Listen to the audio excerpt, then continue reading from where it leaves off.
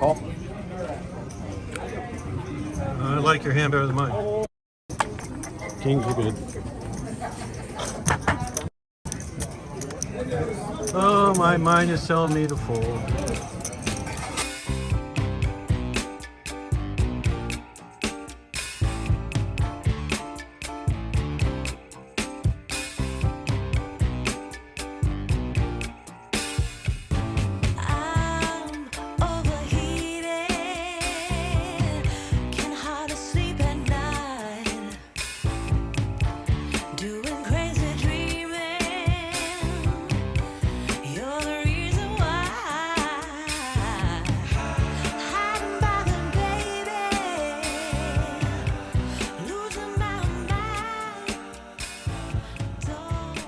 Been playing for about 15 minutes, up a little bit. Look at 2 sevens from under the gun, open for a raise to 15. I get a call from the player on my left, and it's folded around to the big blind who makes it 45. Definitely worrisome. He could have a pair bigger than mine. He also could have a hand like ace, king, ace, queen. I decided to put in the call for an extra $30, and so does the player behind me. So we're going 3 ways to this flop with 136 in the center. Flop comes out 10 deuce deuce. Not a bad flop for sevens, but it's a pretty good flop if he has an overpair. He does lead for $60. But I get the sense that maybe he's not quite as strong as he's portraying, so I decided to put in the call for the 60. The other player folds out. So we're going heads up to the turn, which comes a 5 of clubs. He quickly checks, and he has less than $100 left, so I figured if he had an overpair, he would just put it in here. So I'm going to go ahead and shove. He goes in the tank for a while and finally decides that maybe this isn't the right hand to go all in on. So after about 10 to 20 seconds, he decides on a fold. Just a little foreshadow, I'm going to be tangling with this opponent quite often today. Here I'm under the gun with 2 10s, definitely want to be opening, make it 15, end up getting 3 callers for the 15, so we're going to go 4 ways to this flop. Flop comes out 7 deuce deuce. Really good flop for 10s. I'm going to continue for $20. First 2 players get out of the way, and then our opponent to our right decides to put in the call. He could have a 7, he could have a deuce. Turn card comes is a 6. He checks quickly. I figure this is a good spot to check back. I figure 2 streets of value will be fine. He checks again. King is a bad card because it kind of puts a scare out there, so I can only go like 25, and he does put in the call, and my 10s were good. I later tried to bluff this opponent with the same pair of 10s, trying to get him off top pair. He wouldn't go. Here, he limps in for $6 when there's a $6 straddle. I raised to 25. I actually didn't look at my cards. I just decided I wanted to kind of isolate him. He called, and so did the straddler, so we're going to go 3 ways to a flop, which comes out above average, queen, 10, 8. So I flop a straight. I got the nuts. First player checks. Now our opponent to our right fires out, this time for $25. I'm not going to slow play this. I'm just going to play full steam ahead. If he has something, he's going to, play with me. And if not, that's fine. The other player folds out, and he announces all in. Well, I don't know what else I can do here. I got the nuts. So I got to put in the call. And we're playing for stacks. And he turns over Jack 9 of diamonds. So we both flopped a straight. He's free rolling. Hope he doesn't get there. River is a king of diamonds. I tell him it's a good hand, and we reload. Ouch. So we're now in for $1,000, sitting with about $640 in front of me. I look down at ace 6 suited from under the gun. It's a little bit on the loose side, but I open for a raise to 15. End up getting a couple callers, and we're going to go 3 ways to a flop with 49 in the pot. Flop comes out ace high, but it does have a king and a jack of clubs with it. I flopped an ace. I'm going to c-bet. I bet 20. I get 1 caller from a player across the table from me. We're going to go heads up to the turn with 89 in. Turn card is a complete blank. It's a 7 of diamonds. I think I'm going to go ahead and continue. I put out a bet for $40. He doesn't think too long before calling. Well, the river card isn't so great. It's a club. So the flush gets there. I thought he had more chips, so I decided to check to him, and he just flipped over king, queen. It turned out that he didn't have any green chips back there, so I think betting was better. Again, the opponent to our right opens up for a raise to $12. I got ace jack on the button, make it 40. It's folded around to him and he puts in the call. So we're going heads up to this flop with $84 in it. Flop comes out, queen, jack, deuce, rainbow. He checks. I'm going to continuation bet here, this time for $25. He thinks and calls quickly. Turn card comes, it's a jack of spades. So we make trips, we should be golden here. He checks again. We're going to definitely go for a bet. Make it $60. Hoping that he has something like a jack with a weaker kicker or a queen, but he quickly folds. Well, there's a raise to 15. One player puts in the call. I look down at ace, queen of diamonds and the low jack. Definitely want to be raising here. I make it 55. The player on my direct left then min clicks it to $110. Oh God, this sure feels like pocket kings to me. It's whenever I get ace queen suited and I get action, sure enough, they have kings. Anyway, one of the players puts in the call, and now I'm getting like 6-1 on my call, almost 7-1. I know I'm up against kings. I'm going to be really cautious here. Maybe I can flop an ace. Maybe I can flop a flush. I decided to go ahead and put in the money, hoping and praying to hit something.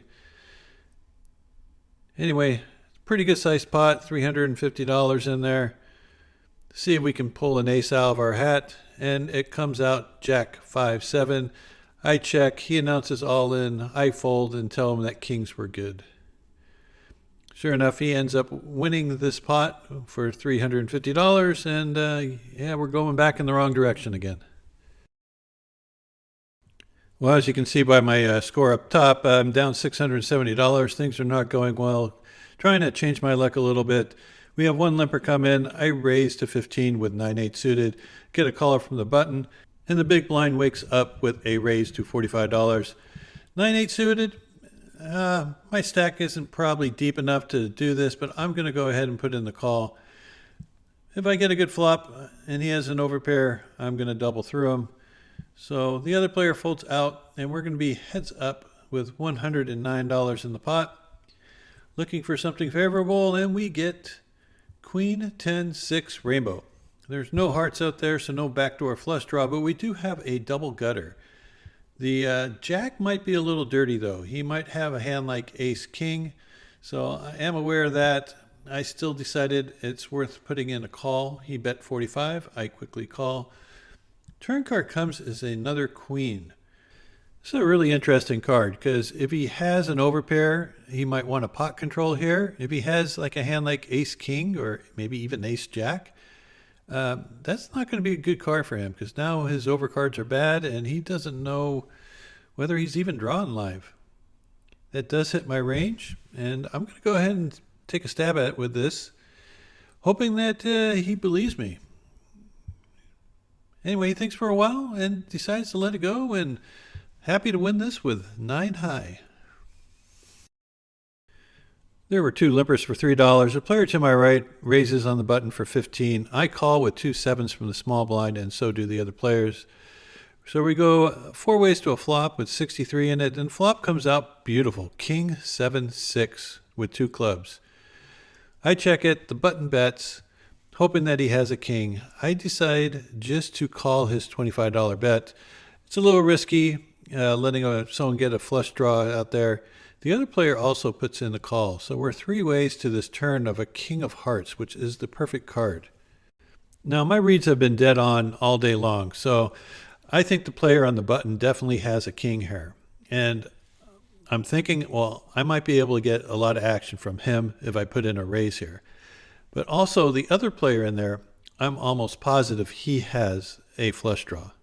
So knowing that, I think that I want him to come along, and if he's drawing dead and he gets there, I'm going to get at least a good sized bet out of him. He has about $160 left in his stack. The other player has me covered, and if it doesn't come a flush draw, if a blank hits the end, I'm sure I can get in a lot of my chips, if not all of them, against him when a blank hits, say like a 2 or a 3 or something. So my plan is simple. I'm going to slow play this and put in the call. Now, it's not something I do often, but because my stack size is the size that it is, it's only, 150 big blinds. I think I need to get the other player in there to make this hand the most profitable. Anyway, so I put in the call. I expect my opponent with the flush draw to put in the call, and then we'll see what happens on the river. So with 228 in, we get a 8 of clubs on the river. So I don't expect the player with the king to bet, but I do expect an all-in from the flush draw, and he does shove for $124. Now it's on to my opponent with the king in his hand, or what I believe is a king in his hand, and he thinks for a while. He's getting pretty good odds to call just in case this person is just making some sort of crazy move, and he eventually puts in the call. Once he puts in the call, I know I'm good. I decided to raise, which after looking at this is probably just a mistake. He's only going to be calling with a better hand, so he's not going to be calling with 3 kings after I check raise all in.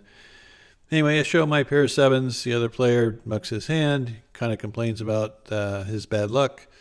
And we win a nice pot. If I played it faster, I think I might have been able to double through the other player. But I calculated it out. It seemed like it was a coin flip either way. Well, you're going to either love me or hate me after this hand. I'm in the middle position with 2 kings open for a raise to 15. I only get 1 caller from the player in the hijack, who has a pretty good sized stack of $1,400. We're going heads up to this flop, which comes out King, Queen, 10. Yeah, pretty good flop for pocket kings. I was watching my opponent while the flop came out, and their reaction was that they really liked this flop. I mean, it was like they really liked it. So they either flopped a set or a straight or a huge draw. I bet 15, they just call. If they flopped a set, I think they would have raised there. I make it 40 on the turn when a blank comes out. Again, I'm watching my opponent. They seem to still like their hand quite a bit. They call. River card comes as a 7 of diamonds. I'm trying to decide whether it's even worth betting, because I think they might have a straight here. But if I don't bet, they might get courage and bet with all their bluffs, and they might do a larger sizing. And I don't want to have to call a big bet, especially when I think I'm beat. So I decided to go for a half pot size bet, looking for value from my set of kings. And if I get raised, I'm just going to have to face that when it comes to it. I think I'm going to end up looking at a better hand than the one I have. So I make a $75 bet, and they go into the tank, you might say, thinking about what to do. In actuality, they're just thinking about how to get value out of my hand. They don't know how strong my hand is. They probably think I have maybe a pair of kings.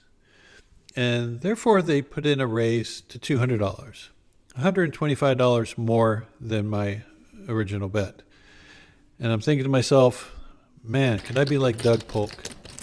Very, very big laydown. I mean, I could easily have, Could you have a set? I don't think you'd have a set here. Come on, Phil, you're better than I that. could have the blockers, 2 pens. Oh, now you're busting out blockers? God, if I fold this and I'm wrong, oh my Lord. Wow, this is gonna look so dumb if this is... God, I think you're right. Yeah, I think he's right. Yeah, I can show it, yeah. This is completely absurd. He has to get through him, and then he has to get through me. And then, no, this is just a fold. Wow, wow. Not a fold. What the hell? So I like to rely on my reads quite often. And my read on the flop was that they flopped a very strong hand. My read on the turn is that they were more than happy to call and actually probably thought about raising. And my read on the end is that they got the nuts. So what I was thinking is they have ace jack, maybe even ace jack of spades, because they weren't really afraid of the 2 spades on board. Sometimes if you had, like, say you had ace jack of hearts, you will want to put in a raise trying to price out or get value from the flush draws. But they didn't seem to worry about that. So it's either a hand like ace jack of spades, maybe jack 9 of spades. So if they're bluffing about a quarter of the time, this is definitely worth a call. But according to all my reads and what I'm feeling about this hand, I don't think they're bluffing at all. I think they got the goods. I think it's like a 90% chance that they're not bluffing. And that doesn't make sense for me to call 125 for only a 10% chance of dragging this pot. So I just put in the fold. Going to take that 125 and take my wife out for a nice dinner and not give it away at the table. The player did tell me later that it was a good fold and that they had a straight. I can't believe you folded a set of kings there. It was only $125 more to be sure. I think I would make that call. But I'm really glad you didn't, because you took Mom out for dinner, and I got some good scraps.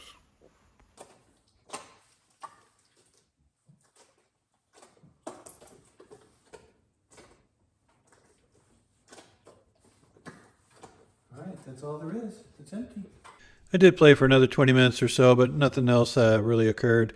I was a little tired, decided to pack it up and go have dinner with my wife. She was very pleased with that. So tell me what you think about that fold with pocket kings. Would you make that fold if you had a really good read on somebody? I know a lot of people that would never fold a set, and definitely not in that kind of situation. But after playing with this opponent for about 2 hours, I had a very good read on them. And as I said, my reads were on all day long. So I'm going to just trust my read and go with it. And I'm pretty sure it was the correct fold. Another solid player at the table gave me the thumbs up nod, saying that they thought it was a good fold also. Anyway, I'd like to hear your ideas about it. One other thing before we get going, just to mention that we are having a meetup game at Capital Casino, and I'm proud to announce that it's going to be me and Andrew Locke will be there. It's on Sunday, March 26th at 5 p.m. We're playing 1-3 Match the Stack. The sign up on Poker Atlas will go live this Monday. So you can either sign up there or give Capital Casino a call and they'll put you on the list. So until next time, thanks for all your support and hope you run good at the tables. We'll see you back here next week.